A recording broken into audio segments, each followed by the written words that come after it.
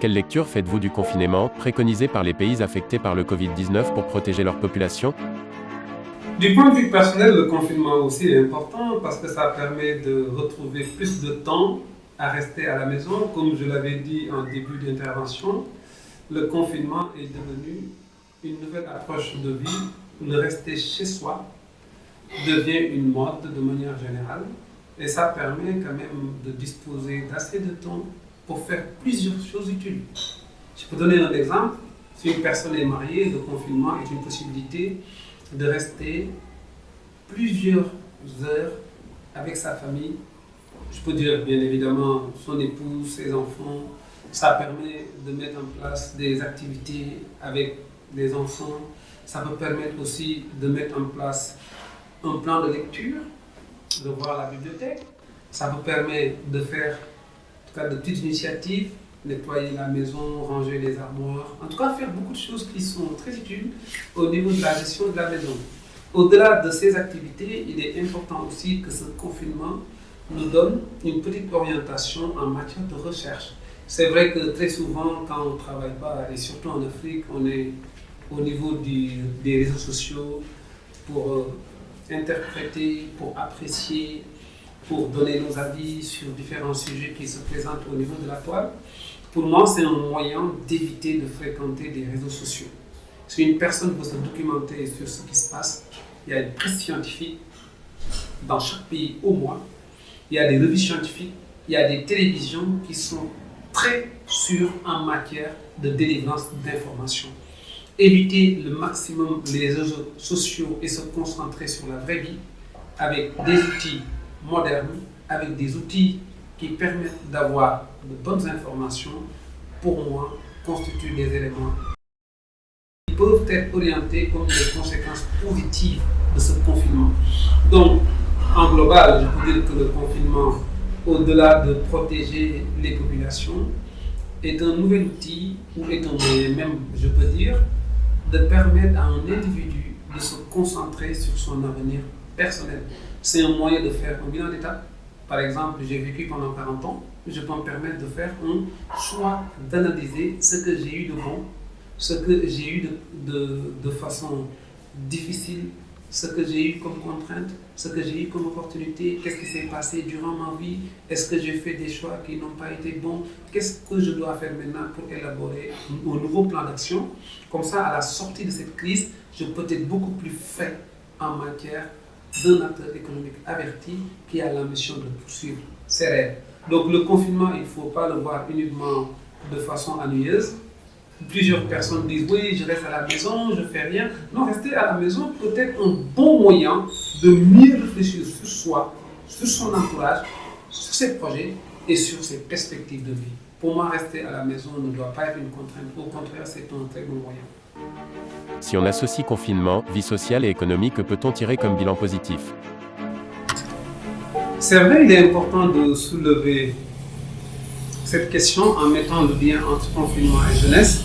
Aujourd'hui, plusieurs jeunes estiment que ce confinement est une souffrance, c'est une torture, parce que les mouvements que font les jeunes de manière générale dans la journée sont quasi absents dans le circuit, dans notre mode de vie.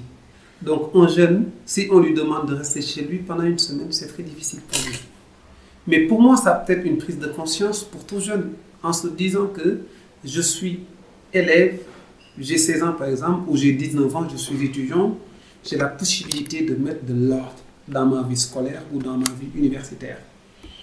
En faisant de la lecture, en revoyant ses cours, en revoyant les cours de l'année dernière, en se focalisant sur les recherches d'utiles, en se préparant à nouveau sur une nouvelle perspective en matière de projet professionnel.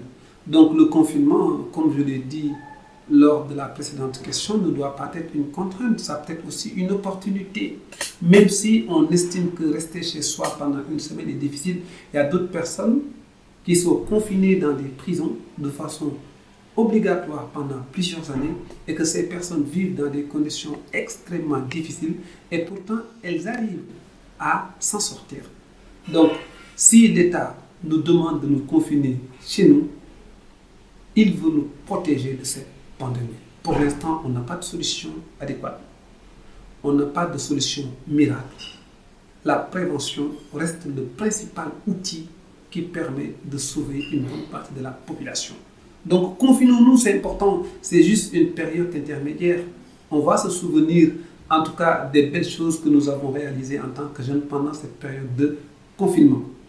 Alors, c'est vrai, tout à l'heure, j'ai beaucoup apprécié l'avant-dernière question qui met en lien le confinement et les mesures d'accompagnement. Mais celle-ci aussi est d'une importance capitale parce que l'école n'est plus fonctionnelle. Les universités sont fermées. Les lieux de distraction également sont fermés. Donc le jeune se dit, j'ai un seul choix de ma vie, c'est de rester connecté sur Internet avec mes amis pour discuter ou de rester à la maison en évitant Internet pour faire des choses qui peuvent me permettre d'avancer dans mes projets. Et j'opte pour la seconde partie, c'est de rester à la maison et de se concentrer sur soi. Aujourd'hui, je peux donner 3 exemples qui vont permettre à des jeunes de se concentrer. Et à la fin de ce confinement, ces jeunes peuvent commencer à réfléchir sur leur projet personnel. Premièrement, on sait qu'il est très difficile pour que les étudiants accèdent à des stages de fin d'études pour préparer leur diplôme. Est-ce qu'il n'est pas intéressant aujourd'hui de se concentrer sur le pourquoi moi, en tant qu'étudiant, je n'ai jamais eu un stage de la première année jusqu'à la fin de ma 5e année et pourquoi pas réfléchir sur comment rechercher un stage et à la fin de cette période de confinement, au moins l'étudiant a déjà réfléchi sur son plan d'action, il peut se permettre d'exécuter le plan qu'il a déjà mis en place et ça peut lui donner une possibilité de trouver son stage. Un deuxième point aussi qui est important pour certains jeunes qui veulent entreprendre et qui n'osent pas sauter le pas, très souvent les jeunes se disent « je n'ai aucune possibilité pour entreprendre parce que je n'ai pas d'argent, ma famille est pauvre, nous n'avons pas les moyens d'accompagnement au niveau de nos États, donc moi je suis là, j'ai des idées mais je ne peux pas ». Ce confinement aussi est un moyen de réfléchir sur ses projets, sur comment faire pour financer ses propres projets en se basant sur ses acquis personnels et sur ses ressources personnelles. Un troisième élément qui est important aussi pour les jeunes, plusieurs opportunités s'offrent à qui sait observer son environnement immédiat. Chers jeunes, dans vos quartiers, il y a des personnes qui évoluent dans le secteur informel, qui n'ont jamais fréquenté une école ni une université, qui ne connaissent aucun institut de référence en matière de formation professionnelle. Il y a aussi beaucoup de femmes, mariées ou non mariées, célibataires avec ou sans enfants. Beaucoup de femmes se sont engagées à prendre en charge leur vie et la vie de leurs proches, y compris les enfants. Donc ces femmes se sont basées uniquement sur les opportunités locales, ont exploité des produits en fonction des matières premières qui sont disponibles au niveau des différentes localités de leur pays et ont réussi à créer des produits dont nous utilisons aujourd'hui. Ces femmes, d'une manière générale, accèdent à un niveau intermédiaire. Elles n'arrivent pas à surpasser les étapes qui sont fixées pour elles dans la société parce que l'accompagnement quand même est très limité. Et donc ce qui veut dire si un accompagnement est limité et que si un secteur a des possibilités de grandir, donc on peut y réfléchir pour y apporter des solutions conséquentes. Je peux donner un exemple.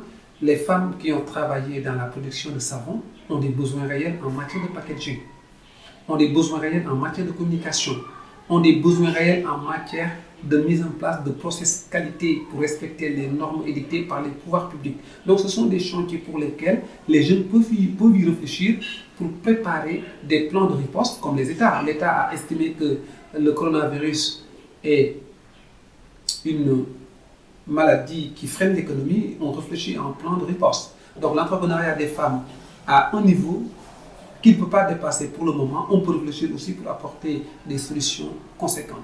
Donc j'incite les jeunes à réfléchir sur comment faire pour développer des activités de business qui se sont présentées au niveau de leur quartier, au niveau de leur ville, au niveau du pays.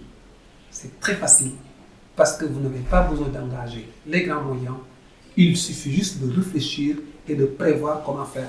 L'exemple que j'ai donné sur le packaging, plusieurs jeunes ont des téléphones portables, des ordinateurs, des outils très sophistiqués en matière de communication.